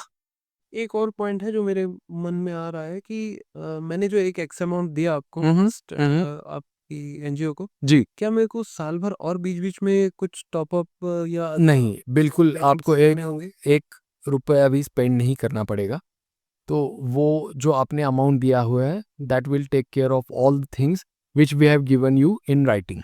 और इस आपकी इस ऑर्गेनाइजेशन का या फिर मैं इस एनजीओ का जो ये एलसीएफ का लीडर्स कनेक्ट फेस्ट का मेन मोटिव और विजन क्या है? कि मतलब आप लोग कहीं सिटी को क्रॉस करके आगे भी बढ़ बिल्कुल, तो अगले 5 साल में हम लोग पैन महाराष्ट्र जाना चाहते हैं, जहाँ पे हम महाराष्ट्र के 10 सिटीज़ को एड्रेस करना चाहते हैं। अच्छा, अगले 2 साल तक हमारा प्लान है कि पुणे पे फ़ोकस किया जाए।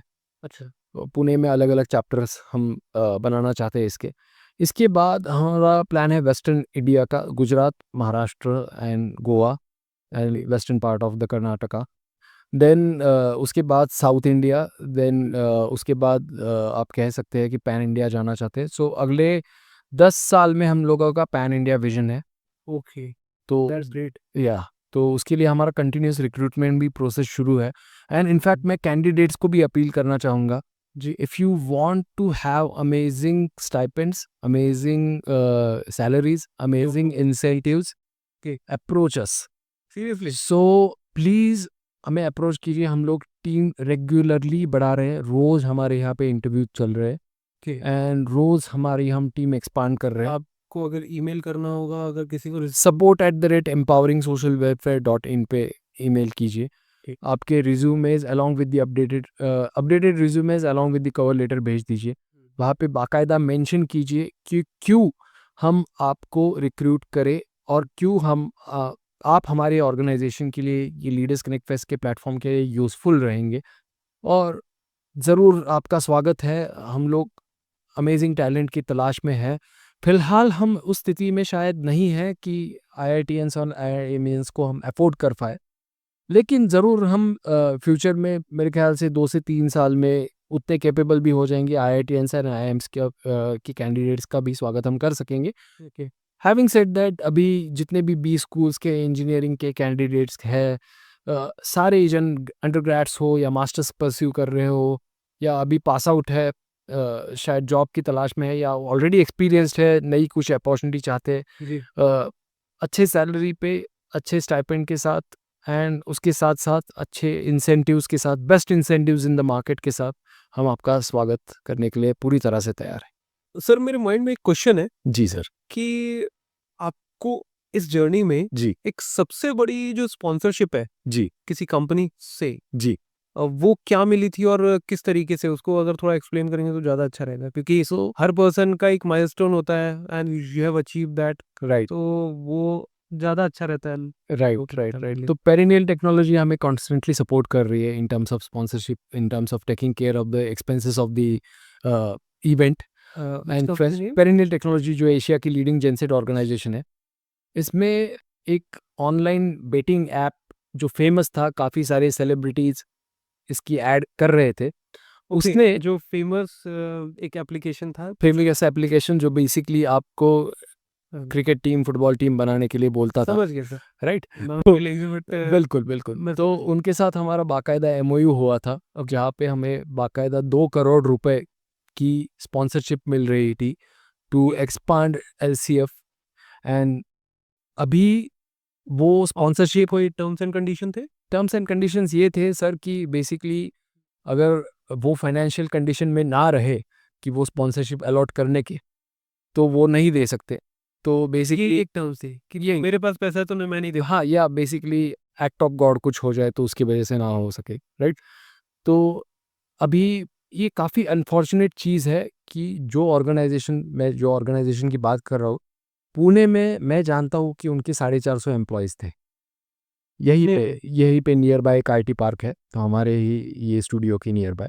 ओके। तो मैं नहीं जानता कि अभी उन एम्प्लॉयज़ की स्थिति क्या है, क्योंकि गवर्नमेंट ने उनके सारे ऑपरेशंस पे बैन डाल दिया अनफॉर्चुनेटली ड्यू राइट। टू ये जो online gaming apps and online gambling apps and online betting apps पे गवर्नमेंट ने ऑल एंड ऑल रिस्ट्रिक्शन डाल दिए और बंद कर दिए सर ये तो सब। बढ़िया है ना कि पूरे भारत से जो चाइनीज़ ऐप थे, जो पाकिस्तानी ऐप्स थे, जो इंडियन ऐप्स है, जो और भी दूसरे कंट्रीज़ के ऐप है, जो जी, गलत तरीके से, इल्लीगल तरीके से भारत से पैसा सक कर रहे होंगे, जी। वो बंद हो गया ना सर?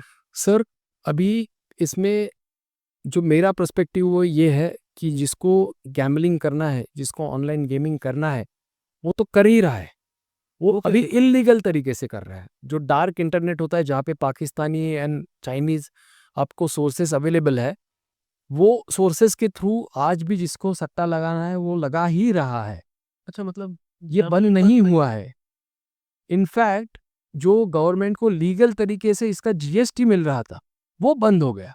और अभी जो पकड़ लो, मेरा ये पर्टिकुलरली बेटिंग ऐप के साथ 2 करोड़ का डील हो रहा था। ये 2 करोड़ हम लोग under privileged section of the society के लिए यूज़ करने वाले थे। नुकसान किसका हुआ? सोसाइटी का। एग्ज़ैक्टली। तो मेरा मानना यही है कि आप इस तरीके से लीकर बैन कर दो या ये एक तरीके से स्ट्रिक्ट रिस्ट्रिक्शन डाल दो, गुटखा बंद कर दो। ये चीज़ें ना करते हुए एक तरीके से उसमें समाज गलत इन्फ्लुएंस ना हो, ये चीज़ों पे रिस्ट्रिक्शन डाल दो। फॉर एग्ज़ाम्पल अगर आप बोलो क्रिकेटर्स को कि ये ऐप्स का आप ऐड ना करें, या आप मूवी एक्टर्स को बोल दो कि भाई आप ये कोई सरोगेट ब्रांड का ऐड ना करें, तो वो सही चीज़ रहेगी। और वो पैसे जो आपको जीएसटी से मिल रहे हैं, उसके थ्रू आप मैसिव अवेयरनेस कैंपेन कर दो। आप मैसिव एक्टर्स को जो एक्चुअल में इन्फ्लुएंसर्स है या मैसिव इन्फ्लुएंसर्स को उसमें लगा दो कि ये ऐप्स के ज़रिए वो बेसिकली वो ना किया जाए। अगर अवेयरनेस अच्छी फैला दो, आप कह रहे करेक्ट, हैं। अगर एक क्रिकेटर को जो पैसे वो ऐप दे रहा है, वही पैसे अगर गवर्नमेंट दे और उसको बोले कि भाई उसका ऐड वो खेल के अगर तुम्हारी ज़िंदगी बर्बाद हो सकती है, ये यूथ को अगर समझाया जाए, तो मेरे ख्याल से वो सही तरीका रहता रादर मतलब देन उसको बंद कर दे। आप कह रहे हैं कि बंद करने से उसका सॉल्यूशन नहीं हुआ? इनफैक्ट गवर्नमेंट का नुकसान हुआ, हमारे जैसे संस्थाओं का नुकसान हुआ। ठीक है, चलिए। पर लोग आज भी बिल्कुल डार्क वेब पे कर रहे हैं, काम। बिल्कुल कर रहे हैं, ठीक है। बिल्कुल कर रहे हैं। तो जैसे आपने एक एग्जांपल लिया कि लीकर कुछ स्टेट्स में बंद है, जैसे गुजरात में बंद है, गुजरात और बिहार बिल्कुल, एज अ ड्राई स्टेट। बिल्कुल। ठीक है। तो मैं कोई गुजराती को नहीं जानता जो दारू माने अच्छी पीता है, हाँ, पीता है और उसको मिलती परचेज नहीं है। नहीं कर पाता। तो महाराष्ट्र में जो कॉस्ट में मिलती है, उससे कई ज़्यादा कॉस्ट में तो आपको गुजरात में मिलती है, लेकिन मिलती है। तो वही है कि आपने वो ब्लैक मार्केट खुला कर दिया, जो आपको मतलब जीएसटी मिल रही थी, जब वो बंद कर होती दी। है उससे ब्लैक मार्केट क्रिएट होता है। Correct, correct, correct. ये तो हमने हमने अपने क्लास 6 की बुक में पढ़ा था सर, बिल्कुल, कि बिल्कुल। How black market creates. And हमारी गवर्नमेंट फिलहाल कैपिटलिस्टिक माइंडसेट से चलती है, अच्छी बात है। लीडर्स कनेक्ट फेस्ट का जो मकसद था शुरू करने का, वो वही था कि बेसिकली कैपिटलिस्टिक मार्केट का फ़ायदा एमएसएमई और एसएमई को मिले। और स्टार्टअप्स को, क्योंकि बड़े प्लेयर्स जो है मार्केट में, जी। उनको तो फ़ायदा गवर्नमेंट पॉलिसीज़ का डायरेक्ट मिलता है, उसमें कोई दो राय नहीं है। लेकिन एमएसएमई एसएमई का क्या, स्टार्टअप्स का क्या, उनके लिए कोई इकोसिस्टम स्ट्रांग नहीं है। तो उसी के लिए हम लोग इकोसिस्टम तैयार कर रहे थे। और अगर कैपिटलिस्टिक मार्केट हो, कैपिटलिस्टिक माइंडसेट हो गवर्नमेंट का, इवेंचुअली वो जो पैसा कैपिटलिस्टिक माइंडसेट से आ रहे हैं, वो सोशल कॉजेस के लिए यूज़ हो सकता है। फॉर एग्जांपल अभी जो लाड़की बहन योजना है या मध्य प्रदेश में वही योजना लाडली बहन योजना के नाम से चलाई जाती है, जहाँ पे सोशल तरीके से अंडर प्रिविलेज लोगों को 1500 रुपये महीने का मिलता है। दिल्ली गवर्नमेंट ने वही स्कीम अलग अगली बहन के नाम हाँ शुरू की है, जहाँ पे वो मेरे ख्याल से 2 या 2500 रुपये पर मंथ देते हैं लड़कियों को, महिलाओं को। क्या ये सोशल रिफॉर्म नहीं है? है एक तरीके से, राइट? तो वही पैसे जो आपको इलीगल इलीगल बोलना सही नहीं है, लेकिन एक तरीके से मॉरल कंपासिंग में नहीं बैठने वाले कामों से मिल रहा है, लिकर सेलिंग हो या गेमिंग ऐप हो, बेटिंग ऐप हो, तो वो जीएसटी आप उसी कामों में डाल दो, सोशल वेलफेयर में डाल दो। क्या गवर्नमेंट कल के डेट में लीकर बैन कर सकती है? अभी पूरे अगर गेमिंग बैक इस कर सकती है, हाँ। अगर गुजरात में आप जैसे कह रहे बिहार में लीकर बैन है, राइट? तो क्या पता, माने अगर लाखों लोगों का एम्प्लॉयमेंट जिस पे डिपेंडेंट था, लाखों एम्प्लॉयमेंट जिससे जुड़ रहा था, तो वो अगर gaming app and betting app ban हो सकते हैं तो शायद गवर्नमेंट कुछ भी डिसीजन ले सकती है। मैं इस गवर्नमेंट की बात नहीं कर रहा, कोई भी गवर्नमेंट ले सकती है, लेकिन इसका नुकसान इवेंचुअली देश को होता है।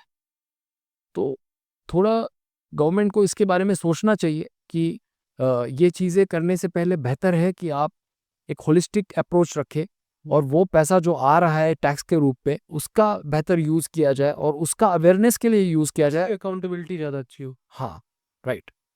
ओके। अकाउंटेबिलिटी के साथ साथ उससे ही आप अवेयरनेस क्रिएट कर सकते हैं, तो वो बेहतर चीज़ है। अगर आपको नशे से दूर रखना है लोगों को, तो वो नशे से ही पैसा जो आ रहा है उसको यूज़ करो, रादर देन नशे को बंद कर दो। सर, जहाँ से मैं आपको इनिशिएट किया था, हम्म अब आपके इनिशियल जर्नी से हम्म आपने उसके बाद कंपनीज ज्वाइन की, हम्म आपने वहाँ लर्निंग की, right as a civil engineer आपने इनिशिएट किया, राइट बाद में आपने फिर एक वहाँ से फिर सेल्स में एंटर कैसे करते हैं, राइट सेल्स के बाद आप धीरे से फिर आप आईएम में कैसे ज्वाइन होते हैं, राइट उसके बाद आप सोशल कॉज को कैसे कनेक्ट करते हैं due to your upbringing, correct अगर मैं आपको इससे कनेक्ट करता हूँ, करेक्ट फिर आपकी जो साइकोलॉजी है, आपकी जो कोर बिलीफ है, तत्व असी, तो इन सब का एक जो मैं कोर फिलोसफी क्रिएट करके लाऊं या मैं इन सब चीज़ों को बताऊं, तो आपकी एक सात्विक पर्सनालिटी है, जी ठीक है? और सात्विक पर्सनालिटी होने के नाते क्योंकि इस क्योंकि हमने जो शरीर प्राप्त किया है उसके साथ हमें आगे भी बढ़ना है, and you are having a business mindset also, right and which is very useful in present days, right ठीक है? You you are actual leader in your community, आप एक बड़ी ग्रुप को लीड कर रहे हैं, और इस लीडरशिप स्किल को आपने अपनी मेहनत से अर्जित किया है, क्योंकि ये एक ऐसी स्किल है जो लीडरशिप के साथ साथ पीपल स्किल है। जैसा आप मुझे आज भी याद है आपके साथ मेरी कनेक्शन में फर्स्ट स्टॉप जब हुई थी, तो आई फेल्ट कि you are having a that kind of vision कि मैं किसी भी चीज़ को करने से पहले I don't have any fear in my mind, I am very much कि भाई मैं अपनी चीज़ों को पहले रखूं और I will go with that flow. तो ये बहुत कम लोगों में होता है, और मैं सीरियसली बोलूँ कि मैं बहुत कम लोगों में ये ऐसा इम्पैक्ट देखता हूँ कि उनको अपनी लाइफ के एक्सपीरियंस से, अपनी लाइफ जर्नी से एक ऐसा क्रक्स मिला रहता है कि वो अपनी इस प्रेजेंट मोमेंट में जीते हैं, एंड आई फेल्ट, एंड मेरा जो एक्चुअल जो ध्येय है कि मैं ऐसे लोगों को लेके आऊँ जो वाकई में जिनकी लाइफ जर्नी इस तरीके की हो जो वाकई में लोगों के लाइफ में एक इम्पैक्ट क्रिएट करे, and you are the best example of this, बोल सकते हैं इस पॉडकास्ट का।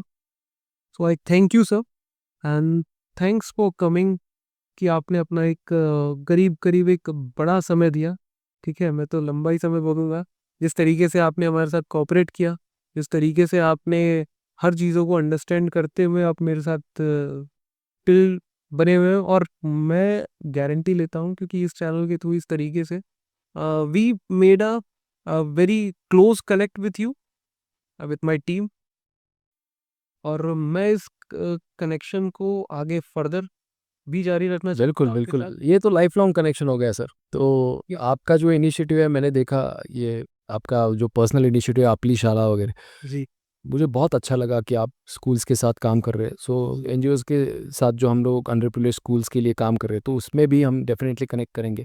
एंड बाकी दोस्ती यारी तो डेफिनेटली ये लाइफ लॉन्ग चलती रहेगी हमारी। Thank you sir, thank you for coming us. Thank you so much sir, thank you so much for giving us the platform. And unscripted journey with Naveen में आके मुझे बहुत मज़ा आया। एंड आई एम श्योर कि व्यूअर्स को भी काफ़ी मज़ा आएगा, लिसनर्स को भी काफ़ी मज़ा आएगा। एंड मैं अपील करूंगा सारे लोगों से कि सर के सारे एपिसोड आप देखिए अभी तक जितने भी रिलीज़ हुए हैं। And like, subscribe and share जो आप कर रहे हैं, कि जिनसे सामाजिक एक अच्छा बदलाव आ सके। जी, right, really congratulate for that. Thank you sir. And आपकी टीम बहुत बढ़िया काम कर रही है। एंड मैं भगवान से यही प्रार्थना करूंगा कि दिन ब दिन आपको तरक्की मिले। इसमें जितना भी सहकार्य हमारी तरफ से हो जाए वो हम ज़रूर कोशिश करेंगे कि आपको दे पाए। Thank you.